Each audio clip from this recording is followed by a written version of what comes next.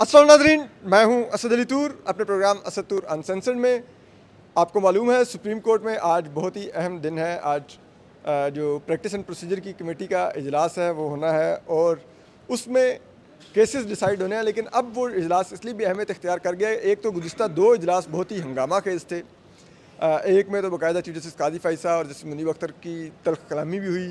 दूसरे इजलास में अरशद शरीफ वाले केस के ऊपर भी इख्तलाफ राय हुआ और इवन यहाँ तक इख्तलाफ राय हुआ कि कल तरमीमी जो मिनट्स ऑफ मीटिंग जारी हुए और वो जस्टिस मंसूर अली शाह और जस्टिस मुनीब अख्तर के कहने पर जारी हुए कि पिछले जो मिनट्स ऑफ मीटिंग है वो दुरुस्त रिफ्लेक्शन नहीं है जो कमेटी में डिस्कशंस हुई। तो वो क्यों हुआ और इसके अलावा आज फिर क्योंकि जो हुकूमत एक कानून में तरमीम लाई है इलेक्शन एक्ट में सुप्रीम कोर्ट के फैसले को गैर मौसर करने के लिए, उसके अगेंस्ट पीटीआई की पिटीशन है, तो वो भी फिक्स होने का मामला होगा, क्या होगा कि नहीं होगा, उस सब पर बात करेंगे। और जो जजेस का इख्तलाफ राय है ये क्या अब वो ज़ाती एजेंडाज तक है या ये कोई वो इल्मी ज़ाती वो इख्तलाफ राय जिसको हम कहते हैं कि बड़ा सेहतमंद रुझान होता है। इस सब पर बात करने के लिए हमारे साथ सीनियर सहाफ़ी अपना बहुत ज़बरदस्त वीलॉग भी करते हैं लोडेड हसनात मलिक साहब मौजूद हैं, वन ऑफ माई फेवरेट हैं। इसके अलावा सुहेल रशीद हैं हमारे साथ, अगेन बहुत ही ज़बरदस्त जर्नलिस्ट हैं, अपना वीलॉग भी करते हैं। आप इनका चैनल भी ज़रूर सब्सक्राइब करें। अगेन बहुत ये दोनों लोडेड होते हैं। मैं तो आता हूँ, मैं तो कोशिश करता हूँ इनसे जो निकलवा के आपको दे सकूँ। तो हसनात भाई, कल के जो मिनट्स ऑफ मीटिंग है क्या ये बहुत ही गैर मामूली थे या आपकी नज़र में कोई इतनी बड़ी चीज़ नहीं थी, ज़्यादा हाईलाइट होगी? क्या हुआ कल जो और क्यों ज़रूरत पड़ी वो मिनट्स ऑफ मीटिंग जारी करने की? मेरा ख्याल है कि हाईलाइट तो बहुत कम हुआ है। हाईलाइट तो आधा भी नहीं हुआ जो कंट्रोवर्सी चल रही है। इतलात हमें जो सोर्सेज बता रहे हैं कि अनसाइन मिनट्स जो हैं वो अपलोड करवा दिए गए। जजेस दूसरे उन्होंने अप्रूवल नहीं दी थी। मे बी उनका ये हो कि जी ये पैराग्राफ डालें, उनको भेजे गए हों, लेकिन उनका ये था कि उन्होंने साइन नहीं किए थे, अप्रूवल नहीं की थी। उसके बाद जब उनको उन्होंने कहा कि जी ये जो पैराग्राफ ऐड किया जाए, उसमें भी सुना है रेजिस्टेंस आई।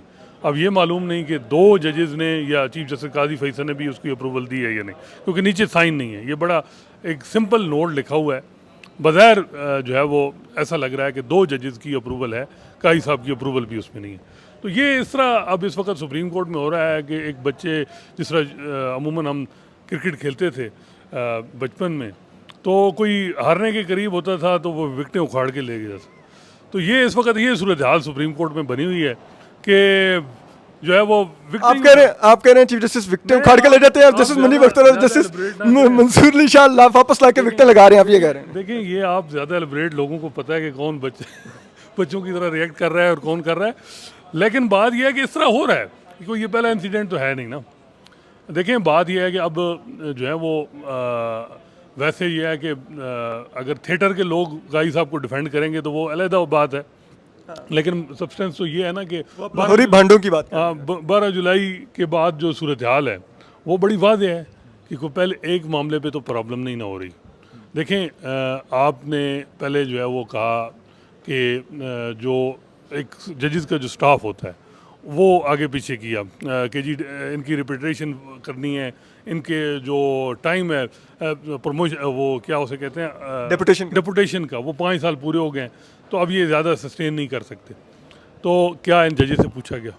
एक होता है ना कि मैं आपका जो स्टाफ है हम रिपीटेट कर रहे हैं, पूछा गया। उसके बाद कमेटी से जो एडीआर की कमेटी में जस्टिस मंसूर अली शाह को निकाला गया। अब कहा गया कि जी वो जस्टिस मंसूर अली शाह, जो मेरी इत्तला है कि जस्टिस मंसूर अली शाह को बाकायदा कोई उनसे मुशावरत नहीं हुई, कमेटी रिकॉन्स्टिट्यूट की गई और जैसे याही अफरीदी और दो, और मुझे कमेटी चीफ जस्टिस काजी फैसल को अपने दौर बड़ा एतराज़ था जब वो सीनियर प्यूनेट आए थे कि जस्टिस उस वक्त के चीफ जस्टिस उमर था बंदयाल मुझसे मुशावरत नहीं करते, तो इधर भी उन्होंने सीनियर प्यूनेट मंसूर शाह से मुशावरत नहीं की और उनको कमेटी से निकाल दिया थी। उस कमेटी के इन्होंने कोई बैरून मुल्क कोई इनका एक डेलीगेशन जाना था और कोई मुलाकातें थी, वो मुलाकातें तय थी, तो कमेटी रिकॉन्स्टिट्यूट हो गई। अब कमेटी के मेम्बरान से बात की जाए तो वो कहते हैं जी हम लोगों को आर्बिट्रेशन की कैसे तरगीब देंगे जब यहाँ ये हो कि जी हमारे पहले कमेटी या फिर रिकॉन्स्टिट्यूट हो गई है इन द मिडल, और जिसका ब्रेन चाइल्ड था, जिसने सारी मेहनत की, इस पर मीटिंग्स हुई, बाकायदा फेडरल जुडिशल अकेडमी में एक सेमिनार, एक तकरीब हुई, पूरा एक बिल ड्राफ्ट करके आर्बिट्रेशन का हुकूमत के हवाले किया गया, तो उसके साथ क्या हुआ। तो इसके अलावा भी अभी अब अरशद शरीफ केस में भी जिस तरह ये मामला मैं आपको बताऊं, ये कुछ चीज़ें कुछ हैं वाक़यात जो अभी सामने आए हैं, और भी कई हैं। तो लड़ाई तो काफ़ी ज़्यादा है और 12 जुलाई का फ़ैसला मेन वजह है। उसकी वजूहात जो हैं वो हर कोई अपनी अपनी दे रहा है। मेरे ख़्याल में जो है वो वजूहात जो हुकूमती लोग हैं वो ये समझते हैं कि क्योंकि उनकी बात जो पैकेज की है वो सीनियर जजेस से भी हो रही थी कि सारे जजेस का टेनोर बढ़ा दें, जजेस की अपॉइंटमेंट में भी जो है वो तब्दीली लाई जाए। ये सारे जजेस से बात हो रही थी और हुकूमती लोग जब उनसे बात की जाए तो वो कहते हैं जी कि जस्टिस काजी फैसल, क्योंकि हुकूमती लोगों से तो वो बात करते ही नहीं है ना, तो वो डायरेक्टली नहीं करते बात। तो उन्होंने कहा कि मैं तो कोई और भी कई जरिए होते हैं जिनके जरिए बात पहुंच जाती है आपकी। हाँ, वो बड़े काबिल भरोसा और काबिल वो जिसे कहते हैं ना असरअंदाज होने वाले तरीके। देखिए, बात यह है कि वो जब हुकूमती लोगों ने उनसे बात की जी कि पैकेज की, तो काजी साहब ने कहा जी आप जैसे मंसूर से बात करें। ये हुकूमती लोगों का जो रेलेवेंट लोग हैं जो इस पूरे मामले को चला रहे हैं उनका ये मौक़िफ़ कि आप जैसे मंसूर से बात करें। तो ये जजेस की जो 3-3 साल का टेनोर बढ़ना और ये मतलब चीफ जस्टिस को कोई एतराज़ नहीं था 3 साल बढ़वाने में। उन्होंने कहा जस्टिस मंसूर अली शाह को भी एतमाद में ले कह रहे थे कि मैं इंटरेस्टेड ही नहीं हूँ ना, मैं इंटरेस्टेड ही नहीं हूँ। उनसे जब जज पूछते थे तो वो कहते मुझे पता ही नहीं है। अच्छा, वो ये था मामला कि उनकी बात हो रही थी, जैसे मंसूर अली शाह ने भी उनको सजेशन दी कई दफ़ा पार्लिमानी कमेटी में वो 8 मेम्बरान को रखना, जुडिशल कमीशन और पार्लिमानी कमेटी को इकट्ठा करना चाह रहे थे। तो उसमें रिप्रेजेंटेशन 8 मेंबर्स की देना चाह रहे थे। तो जैसे मंसूर अली शाह ने कहा 8 4 हों। जब चीफ जस्टिस की टेनोर को एक्सटेंड कर रहे थे तो जैसे मंसूर अली शाह ने उनको सजेस्ट बकौल हुकूमती लोगों के कि सजेस्ट किया कि सारे फिर जजेस की बढ़ाएं, ये मैसेज ठीक नहीं जाएगा, सबके 3-3 साल बढ़ाएं। अब मामला फिर क्या हुआ, अब ये इसके बाद मखसूस नशिस्तों के केस में जो 78 सीटों पे सस्पेंशन हो जाती है, वो माल गनीमत वाली जो है वो शॉक लगता है, हुकूमत को भी लगता है और इधर भी लगता है और काफ़ी ज़्यादा नाराज़गी होती है। अब मैं हैरान हूँ, ये तो इंटरेस्ट चीफ जस्टिस नहीं एक्सपेक्ट कर रहे थे कि वो स्टे दे देंगे। नहीं, लेकिन मैं हैरान हूँ कि काजी साहब तो हर जगह कहते हैं कि मैं इंटरेस्टेड ही नहीं हूँ, तो उन्हें क्यों शॉक लगेगा। मतलब है ठीक है। दूसरी बात यह है कि constitution amendment justice Mansoor Ali Shah ने रोका तो नहीं है ना, आप पीटीआई से बात करें, पीटीआई से बात कर लें, जजेस का टेनोर 3-3 साल अभी बढ़ा दें और भी जो जजेस अपॉइंटमेंट जजेस की अपॉइंटमेंट के तरीक़ाकार के हवाले से भी जो अमेंडमेंट करनी है वो भी बात कर लें पीटीआई से। वो उसमें तो हामिद खान साहब भी विलिंग हैं कि ठीक है ये 2 कॉन्स्टिट्यूशनल बॉडी नहीं होनी चाहिए, एक ही बॉडी होनी चाहिए, जुडिशल कमीशन एक ही होना चाहिए जिसमें पार्लियामेंट की भी रिप्रेजेंटेशन हो। तो ये इसमें क्या है, देखें वो एक अलग बात है जिसमें बात हो रही थी। अब इस बात को अगर ये हो कि जी इस पे जो है वो बात हो रही थी और जैसे मंसूर अली शाह ने क्या कर दिया, वो एक और केस था रिजर्व सीट का। उसका एक तो ये है कि वो मेरिट पे जो केस बनता है उनके हिसाब से जो हालात चीज़ें जा रही हैं रिजर्व सीट की, और जो मेरी असेसमेंट है वो ये है कि ये जुडिशल पैकेज हुकूमती लोगों के अलावा भी कोई खदशा था कि इसमें बहुत कुछ चीज़ें होंगी, जो इरफान कादिर साहब कई दफ़ा हाईलाइट करते थे कि इनकी जुडिशन को कटेल किया जाएगा। और ये भी था कि जस्टिस काजी फैसल पे एक जैसे मंसूर अली शाह नहीं और भी जज होंगे, हाई कोर्ट के होंगे, Islamabad high court, Lahore high court, supreme court.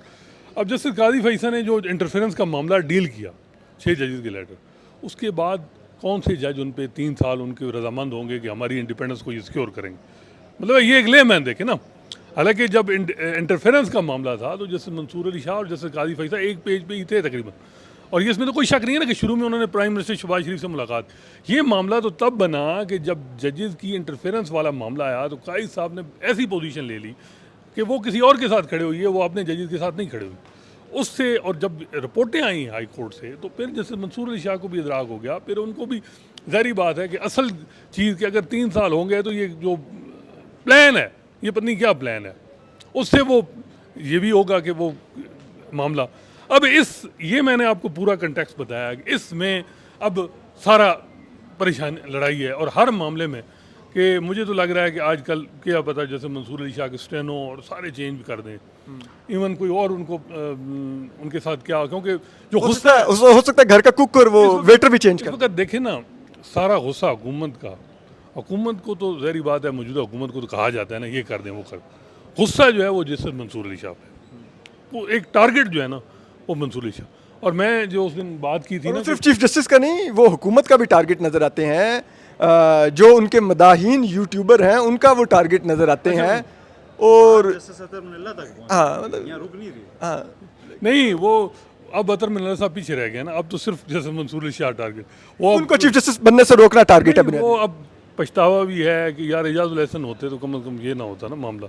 ये वो इनके 3 साल के बजाय उनके 8वां फिर भी बारे में। देखें कुदरत नहीं, उसमें तो फिर ये होता कि जुडिशल पॉलिटिक्स में भी उसी तरह ही चलती रहती ना।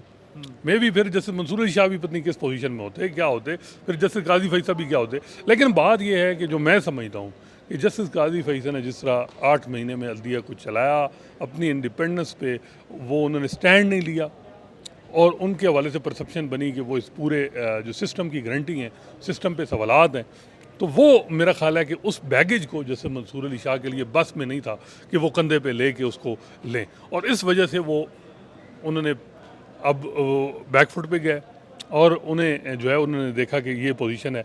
ये तो है जुडिशल पॉलिटिक्स का मामला। बाकी जो केस है, केस में भी तो सबको पता है कि यार ये माले गनीमत दे के पहले ये पार्लियामेंट पे सवालात हैं, फॉर्म 45 47। मसला ये है कि अवामी उमंगों के पे तो हो नहीं रही ना, ये किसी और उमंगों पे जो है वो लेजिस्लेशन हो रही हैं। तो ये अगर हमने इख्तियार दे दिया तो हिस्ट्री में हम क्या जवाब देंगे? ये तो काजी साहब को भी सोचना चाहिए ना कि वो किस तरह। तो ये इस वक्त सूरत हाल है, ये पोजीशन है, रोज़ कोई ना कोई डेवलपमेंट होती है। लेकिन बज़ाहिर जो लग रहा है कि जैसे मुनीब और जैसे मंसूर अली शाह वो उन्होंने एक पेज पे हैं अब, ये भी एक बड़ी डेवलपमेंट है, क्योंकि हम देख रहे थे कि बड़े अरसे से 2018 से हम देख रहे हैं कि वो एक पेज पे नहीं थे, अब काजी साहब दूसरे पेज पे हैं। अब देखना है कि इसमें कौन जीतता है, ये पोजीशन है, और ये मैंने आपको खुलासा बता दिया। थैंक यू वेरी मच असनाद भाई। अब मैं सुहेल भाई आपको काफ़ी देर खड़ा किया, मैं आपका ज़्यादा से ज़्यादा वक्त दूंगा। मुझे ये बताइए, असनाद भाई का मैंने बहुत वक्त लिया, thank you to him. Suhail भाई, एक इख्तलाफ राय जो असनाद भाई ने भी बात की, पहले जस्टिस मुनीब और जस्टिस मंसूर अली शाह में होता था, ठीक है, लेकिन अब ऐसा लग रहा है कि वो दोनों सेम पेज पर हैं, ऐसा लग रही ना, नज़र आ रहा है। मेरी रीडिंग तो ये है कि फ्यूचर के 5 चीफ जस्टिस एक पेज पर हैं इस वक्त, ठीक है, और वो 5 चीफ जस्टिस इसमें रिजर्व सीटों वाले केस में एक पेज पर नज़र भी आए हैं आपको, ठीक। तो क्या जब 5 चीफ जस्टिस एक पेज पर होंगे तो हुकूमत एक्सटेंशन दे पाएगी? मुश्किल हो जाएगा, क्योंकि ये जो सारी सिचुएशन बनी हुई है, असनाद मलिक साहब ने भी जिसका जिक्र किया बड़ी तफसील से, इसको अगर मैं एक टाइटल दूं तो वो ये है कि ये आखिरी जंग है कि अदलिया को एक आज़ाद इदारे के तौर पर रहना है या एग्जेक्टिव का मातहत इदारा बन के रहना है।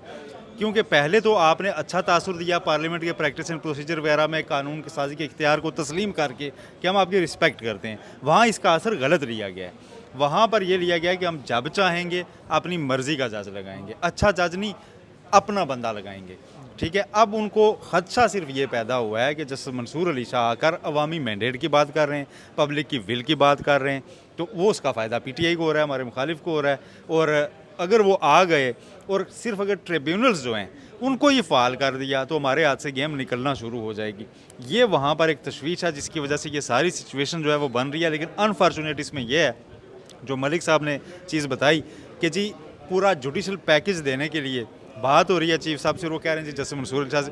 भाई जजी से क्यों बात हो कि हमने क्या करना है? कानून साजी जब आपका ही इख्तियार है और आपके पास आईनी तरमीम का भी पूरा वो है, आप कन्विंस करें, अपने ओपोनेंट्स को भी बैठाएं, उनके साथ करें, आप जुडिशल पैकेज लाएं, जो मर्जी लाएं।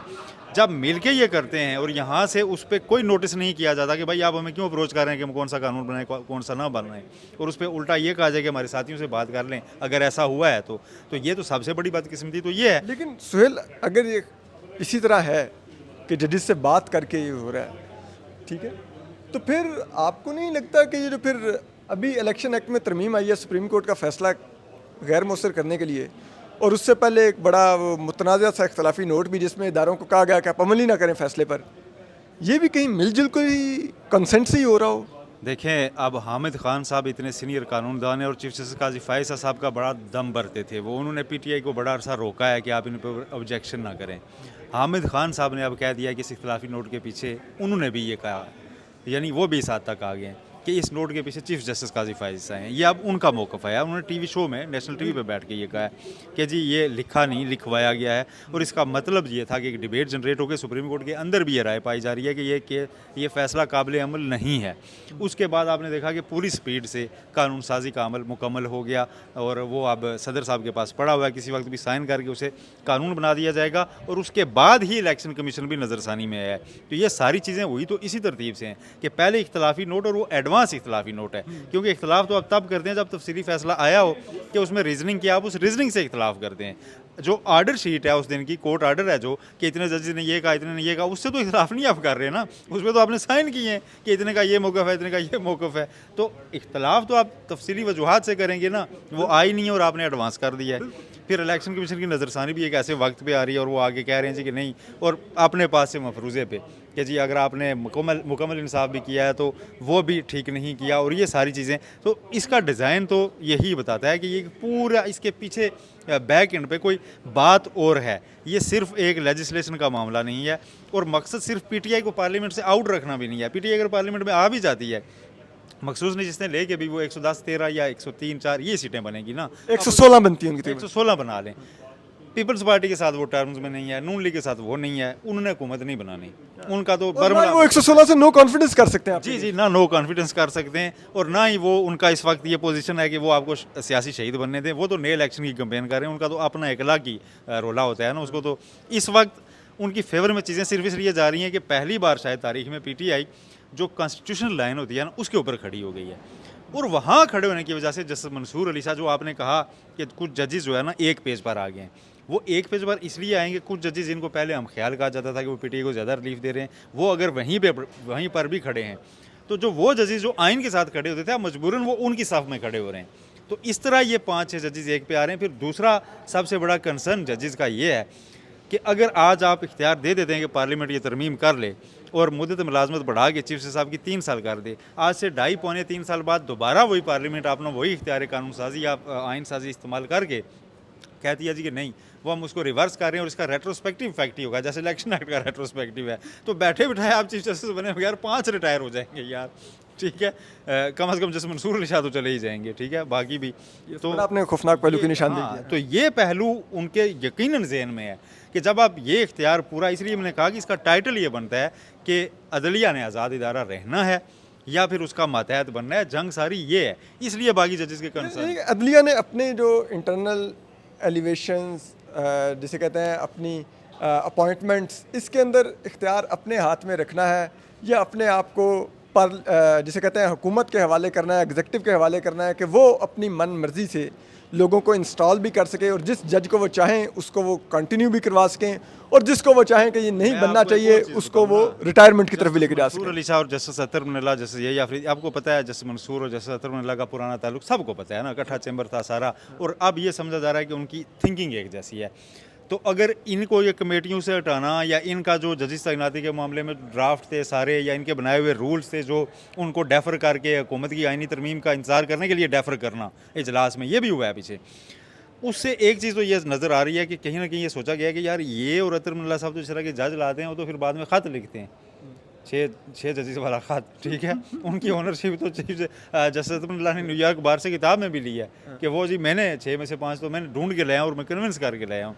तो अब इस थिंकिंग से तो बचने का एक पूरा ज़ाहिर है वो अरबा तो खुद भी ऐसी हरकतें करते हैं, जज भी बागी ले आते हैं। तो आप देख लें फिर इसका नताइज तो फिर संगीन होते हैं ना। तो ये पूरी जो कंट्रोवर्सी इस वक्त बिल्ड हो रही है। दूसरी चीज़ जो इंटरनल मामला आते हैं उनको पब्लिक डोमेन में लाना, वो जो भी कर रहा है वो इदारे के साथ मुखलिस नहीं है कि अच्छा जी कौन सा बेंच बनेगा या कौन सा नहीं बनेगा। फिर अच्छा जी एक जज साहब ने मेरे साथ बेंच में थे तो उन्होंने फ़ैसला लिखने में देर क्यों की, आप चैम्बर में उनसे डिस्कशन कर लेते, उस पर आपने इख्तलाफी नोट लिखा।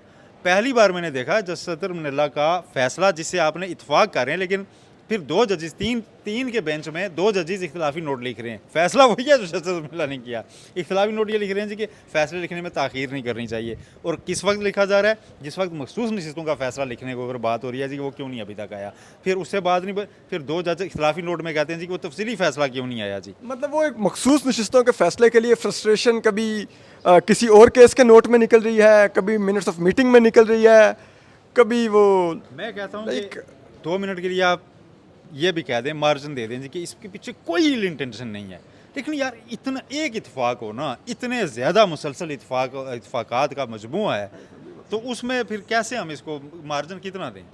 क्वेश्चन तो उठा, लोग क्वेश्चन उठाते हैं, हमसे पूछ रहे होते हैं कि यार ऐसा क्यों हो रहा है? मैं असाद भाई, सोहेल भाई ने एक बड़ी इंटरेस्टिंग बात की कि ये इत्तेफाक नहीं है ये जो सब कुछ हो रहा है। क्या आपको भी लगता है कि ये इत्तेफाक नहीं है कि कभी कहीं से कोई नोट आ जाता है, हर बात में जिक्र ये है कि फैसले ताखीर से क्यों? देखें, ये पहली दफ़ा तो नहीं हुआ ना, ये हम तो साकिब निसार के दौर से देख रहे हैं। उस वक्त मिनार्टी में थे काजी फैसल साहब, और मंसूर अली शाह भी उनका साथ दिया जब इनको पेशावर से उठाया गया बेंच से, और वो बेंच में फिर दोबारा ऐड ही नहीं किया। तो उसके बाद आप देखें जुडिशल पॉलिटिक्स तो चलती रही है, बैरूनी इमदाद लेते रहे एक दूसरे के खिलाफ माजरत के साथ। काजी फैसल को निकालने के लिए जनाब बाजवा ने नहीं कहा कि हमें नीचे अंदर से कहा जाता कि कब रेफरेंस ला रहे हो।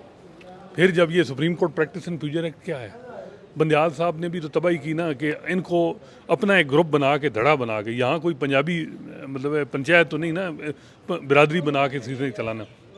आपने एक तरफ कुछ जजेस को अलग कर दिया और सीनियर जज आप बिठाते, आपने 8 जजेस से सुप्रीम कोर्ट चलाई। दूसरे जजेस ने क्या किया, वो एक तो आपका टिल्ट था या जो भी था, आप पीटीआई की तरफ जा रहे थे, जो भी एक परसेप्शन बन रही थी, उन्होंने क्या किया, उन्होंने बैरूनी इमदाद, supreme court practice and future act आ गया। अब कुछ जजमेंट ऐसे आ गए हैं जो हार्ट कर रहे हैं इस वक्त। Supreme court practice and future act की जजमेंट आई है, उसमें पार्लियामेंट को कहा गया कि पार्लियामेंट सुप्रीम है, बिल्कुल कोई शक नहीं है, कुछ अल्फाज उसमें लिखे गए। लेकिन अब जो पार्लियामेंट है जो कर रही है, वो कहती है जी कि इन्होंने तो ये सारा कुछ किया। वजह क्या थी कि इंटरनल एक दूसरे से इतने इनसिक्योर थे कि इन्होंने, हालांकि ये खुद रूल्स तब्दील कर सकते थे, मुनासिब सबसे बेस्ट चीज़ थी कि सुप्रीम कोर्ट की फुल कोर्ट मीटिंग होती और रूल्स तब्दील होते, नहीं हुई। इसके अलावा नैब लॉ अमेंडमेंट पे जैसे मंसूर अली शाह की जजमेंट है, उसका भी हुकूमत फ़ायदा उठा रही है। अब पार्लियामेंट की सुप्रीमेसी की जजमेंट हवाले से जो जैसे मंसूर अली शाह दी हैं, वो पार्लियामेंट जो पब्लिक जो रिप्रेजेंटेटिव हो, जो पीपल अवामी उमंगों को रिफ्लेक्ट कर रही हो और पीपल मैंडेट के साथ हो, विल ऑफ द पीपल की ट्रू रिफ्लेक्शन हो जिस पार्लियामेंट। ये है कि जिस तरह बिल आ रहे हैं, वो लियाकत साहब के आमिर लियाकत सदर ममलिकत ने इलेक्शन एक्ट तरमीम बिल पर दस्तखत कर दिए हैं और वो एक्ट बन गया है। चलें जी, नहीं, वो तो बनना ही था, ज़ाहिर बात है। देखें, ये अब ज़ाहिर बात है, जो मैंने आपको बताया, प्लान सारा फ्लॉप हो गया 12 जुलाई पे। बाकी सारी सानवी चीज़ें हैं कि जी सुन्नी आज़ाद कौंसल थी नहीं। अब ज़ाहिर बात है, नैरेटिव तो बनाना है ना, उसके लिए जी पीटीआई को क्यों दी थी। प्रॉब्लम ये था कि जस्टिस मंसूर अली शाह पे अब कैसे, जब वो पैकेज से भी हट गए पीछे, अब उन पर एतमाद किया था, सिस्टम को ख़तरा है। सिस्टम जो है वो बिल्कुल फॉर्म 45-47 का मामला है, उस टेस्ट को देने पे बड़ी प्रॉब्लम आ रही है कि जैसे मंसूर अली शाह कैसे चलाएंगे। लेकिन काजी साहब पे भी कुछ मिसट्रस्ट है। एक हुकूमत का तबका अभी भी जैसे मंसूर अली शाह के मामले में वो चाहता है कि फ्यूचर के 4 चीफ जस्टिस हमें नाराज़ नहीं करने चाहिए। अब देखें, फ्यूचर के 4 चीफ जस्टिस एक तरफ हैं, हाई कोर्ट सारी एक तरफ हैं। ये जो हो रहा है ना काम इस वक्त, जो पीडीएम गवर्नमेंट और ये इस्टेब्लिशमेंट और सारा इलेक्शन कमीशन एक पेज पे चल रहे हैं, इसकी वजह यह है कि जस्टिस बंदियाल के दौर में भी यही हुआ। उस वक्त सुप्रीम कोर्ट डिवाइड थी, उस वक्त बड़ा ग्रुप था काजी साहब के साथ, अब वो कम रह गए हैं। लेकिन मैं समझता हूँ कि क्या जजेस को एक दूसरे के खिलाफ बैरूनी इमदाद लेनी चाहिए, बैरूनी कभी किसी कानून का हवाला लेना चाहिए, कभी कोई और कवानीन में तरमीम करानी चाहिए। ये जज अगर रिटायर हो गया, कोई इनमें अल्लाह करे कोई किताब लिख दे, 2-4 लिखने चाहिए इनको, और ख़ासकर कराची वालों को लिखनी चाहिए। तो वो लिखें कि क्या इस रिजर्व सीट का केस जो अब कल कोई मैं सुन रहा था कि जी वो बात ये है कि जी जैसे काजी फैसल कह रहे थे कि हर जज अपना अपना पॉइंट ऑफ व्यू दे और वो शेयर करेंगे अपने पॉइंट ऑफ व्यू, तो डिले हो रहा था ना मामला। रिजर्व सीट की जजमेंट को क्यों डिले कर रहे थे, मेहनत हो रही थी, ये जो भी 2-3 जजेस को कन्विंस किया, जो भी। देखें, दूसरी तरफ भी तो लोगों को पता था कि आप डिले कर रहे हैं। आपने कहा था कि 2 दिन ईद के बाद हम इस केस को डिसाइड करेंगे, लंबा प्रोलॉन्ग कर रहे थे। तो फिर ये हुआ कि अगलों ने फिर 8 साइन करा के आपके हवाले कर दिया कि जी ये है साइन और जाएँ आप जिस दिन मर्जी अनाउंस करें। तो वो शॉक लगा आपको। मसला ये है कि ये सिर्फ सिंपल चीज़ नहीं है ना, इतना डिले क्यों हो रहा था। और बात ये, आप बार बार कहते हैं जी मैंने एक्सटेंशन नहीं लेनी, फिर मखसूस नशिस्तें ये अगर जो है वो 23 सीटें हैं ना पीटीआई को मिलेंगी, तो इससे क्या मतलब बने, क्या प्रॉब्लम क्या आएगी। पूरी बात मैं समझता हूँ कि क्यों नहीं हो रही कि भाई जी पैकेज रुक गया, पैकेज और कॉन्स्टिट्यूशन अमेंडमेंट। अब पैकेज जो नज़र आ रहा है वो तो रीज़नेबल भी हो सकता है, उसमें एक बात जो काई साहब का अपने कंडक्ट की वजह से 3 साल लोग नहीं सोच रहे, वो उन पे ट्रस्ट नहीं कर रहे अपने इंस्टीट्यूशन के। हमारे हम लोग तो छोड़ दें, आपके इंस्टीट्यूशन के लोग नहीं चाह रहे। वो नहीं चाहते 25 अक्टूबर के बाद आपके साथ काम करना मजीद। देखिए बात यह है कि आपने जिस तरह सुप्रीम कोर्ट को चलाया, इवन इरशाद हसन खान ने भी मुशर्रफ की बातें सुनी तो कुछ अपने जजेस को वो सपोर्ट करते थे, जो भी करते थे। आपने उन जजेस को बल्कि कहा कि ये कंस्पिरेसी करते हैं, ये करते हैं, वो करते हैं। तो फिर इन हालात में देखें ना, बड़ा मुश्किल है। हुकूमत को जोर लगा ले, लेकिन क्या इससे स्टेबिलिटी आएगी? लेकिन इस वक्त जो अदलिया तकसीम है उसका एडवांटेज बहुत ज़्यादा पहले भी हुकूमत और दूसरे इदारों को मिला, अब भी मिल रहा है, और वो होगा, वो चलता रहेगा। बाकी जो आपने कहा आज कमेटी, देखिए कमेटी अब ये तो नहीं हो सकता कि एक केस वो रिव्यू जो है नज़र जो नून लीग का 4 दिनों बाद फाइल हो गया, वो कहा गया कि समर वेकेशन के बाद तो ये इलेक्शन एक्ट के ख़िलाफ़ जो पटिशन है पीटीआई की जी अभी लगाई जाए, ये नहीं हो सकता, ये नहीं है और जस्टिफाई भी नहीं है, ये हो ही नहीं सकता ना कि आप ये मामला, अब जजेस अवेलेबल नहीं है तो अब जज अगर आ गए तो उस वक्त क्यों नहीं आए, ये एक बात हालांकि मामला है। लेकिन इसमें कोई ना कोई हिंट तो दिया जाएगा ना, क्या पता पटिशन इसकी एक। लेकिन दूसरा जो सबसे लेकिन अगर पिटिशन को नंबर ही ना लगा तो वो फिर कैसे? एजेंडे पे ना आए, सबसे इंपॉर्टेंट एजेंडा है। और हुकूमत की तो पिटिशन को फौरन नंबर लगवा दिया गया था ना रिव्यू में, लेकिन यहाँ पर अगर नंबर ही ना लगे, मुताबिक ये मीटिंग ज़रूरी नहीं है, मीटिंग ज़रूरी नहीं है। ये होता ये है कि ये व्हाट्सएप ग्रुप है, उसमें भी कई दफ़ा जो है वो मेंबर अपने एक चीज़ शेयर कर देते हैं कि जिस तरह रोस्टर चल रहा है चलता रहे। कई दफ़ा सर्कुलेट होते हैं प्रपोज़ल, उनको इंडोर्समेंट दी जाती है। बैठना ज़रूरी नहीं है कि चैम्बर में जो है वो बैठें और वहाँ से, लेकिन ये टाइम बड़ा एक्स्ट्राऑर्डिनरी है, इसमें मे भी मुलाकात मीटिंग बुला भी ली जाए और कहा जाए दूसरे मेम्बरान की तरफ से कि नहीं, क्योंकि अब सीधी बात है, अब कर्टसी, हालांकि मैं समझता हूँ कि अभी भी ये दो जजेस अगर ये कहें कि ये मामला बिल्कुल कासिम सूरी वाली रूलिंग जैसा है कि हमारे फैसले को ये ख़त्म करें, और वो 2 जजेस वो हैं जो उन 8 जजेस में शामिल हैं ना, वो कमेटी का हिस्सा हैं, वो इजलास में कहे जी छोड़े एजेंडे पे तो है नहीं है, लेकिन हमें ये वो कर रहे हैं तो इस केस को लगाएं। लेकिन बात यह है कि वो अभी किया तो नहीं ना, फिर ये होगा कि इतनी जल्दी क्यों हो गया। 3 नवंबर जैसा आर्डर तो हो गया, तो वो तो एक मूव हो गए थे ट्रक और आगे पीछे, अब इसमें इतना नहीं है। देखिए ये हुकूमत करेगी, इलेक्शन कमीशन की जिम्मेदारी है ना, इलेक्शन कमीशन में लोग लाखों रुपए तनख्वाहें ले रहे हैं, उनके सामने सुप्रीम कोर्ट की जजमेंट है जो आइन की इंटरप्रिटेशन है, एक इलेक्शन एक्ट है जो सुप्रीम कोर्ट को जजमेंट को अटैक कर रहा है। इलेक्शन कमीशन को देखना है कि उसने कौन सा अमल दरामद करना, ये सारी जिम्मेदारी इलेक्शन कमीशन के 5 मेम्बरान पे। अगर वो मिसकंडक्ट मज़ीद करना चाह रहे हैं तो बस ठीक है, करने दें। देखें अब एक बंदा डिटरमिन है पूरे सारे इदारे के हमने काम करना ही करना है, तो अब अदालतों जजों के पास क्या है, कोई हथियार तो नहीं है कि वो रोकें इन चीज़ों से, एक हद तक रोक सकते हैं ना। लेकिन मैं समझता हूँ कि ये इसके बड़े कॉन्सिक्वेंस होंगे, अवामी राय जो है वो बड़ी डिफरेंट है, और इस चीज़ का देखिएगा कि क्या होता है। और दूसरी बात यह है कि आप कह रहे हैं, मैं समझता हूँ वो जजेस अभी भी कटसी दिखा रहे हैं, वो पूरा सच नहीं अभी तक ला रहे हैं सामने। जिस तरह मैं बता रहा हूँ अनसाइन ये जो है कैसे अपलोड हुई है, वो जो साथ लिख देते, जिस तरह एजाजुल हसन साहब ने कहा कि मेरे साथ आपने मुतफिक हुई है कि मिलिट्री कोर्ट का केस जो है फौजी अदालतों में सिविलियन ट्रायल हुआ, सीनियर मोस्ट 7 जजेस सुनेंगे, कहा ना उन्होंने। और दूसरा मज़ाहिर नकवी के केस में सीनियर मोस्ट जजेस बैठेंगे, और आपने मिनट्स मुझे भेजे नहीं और बेंच तब्दील कर दिया, उसका जवाब नहीं है। बाकी वो बातें होती नहीं कि जी वो 8 घंटे काम होता है तो 5 दिन काम नहीं होता है, हम 6 दिन की तनख्वाह लेते हैं। जो एजाजुल हसन कह रहे हैं कि मेरे साथ गाई साहब आप और सरदार तारिक साहब ने ये किया था कि जी जो केस है वो इंट्रा कोर्ट अपील जो है वो आप उनका नोट पढ़े ना एजाजुल, ये पहली दफ़ा तो नहीं आया कि ये पहली दफ़ा कमेटी के मेम्बरान ने चीफ जस्टिस साहब पे सवालात नहीं उठाए, ये तो बड़े ये जजेस ने इन्होंने कटसी दिखाई। एजाजुल हसन साहब ने तो सीधा सीधा लिखा था ना कि आपने मुतफिक हुई, हमने कहा कि जी 7 रुकनी सीनियर मोस्ट जजेस का अगर जज खुद ना बैठना चाहे तो वलद आबाद, तो बेंच में तो पिक एंड चूज़ हुई, वो कल जज नहीं थे। तो ये वो सारी चीज़ें हैं जो सारी लिखी जा रही हैं, नोट की जा रही हैं, क्या कहा जा सकता है। बहुत शुक्रिया असरात मलिक का। यही वो बात है जो असल में अगर आप देखेंगे गुज़िश्ता दिनों भी जब ये फ़ैसला आया था 12 जुलाई वाला, तो उस दिन भी अगर आप देखें उससे पहले जिस किस्म की हिलजुल हो रही थी कि पहले जिसे कहते हैं पता नहीं था कि कल फ़ैसला आने वाला है, फिर अचानक से मीटिंग हुई, उस मीटिंग में बड़ा शोर शराबा हुआ, फिर अगले दिन फ़ैसले का डिसाइड हुआ। पहले कहा सुबह 3 जजेस अपना फ़ैसला सुना देंगे, फिर नया रोस्टर आया, उसमें कहा गया कि नहीं 12 बजे पूरा बेंच बैठेगा, फुल कोर्ट बैठेगा, वो सुनाएगा। तो ये सब जो थी बैकग्राउंड था, वो यही अनकम्फर्ट था और वो अनकम्फर्ट फैसले के बाद भी जारी है, क्योंकि ये एक्सपेक्ट नहीं किया जा रहा था कि फ़ैसला इतनी जल्दी आएगा और 8 जजेस एक पेज पर आ जाएंगे। अपना ख्याल रखिए। अल्लाह हाफिज़।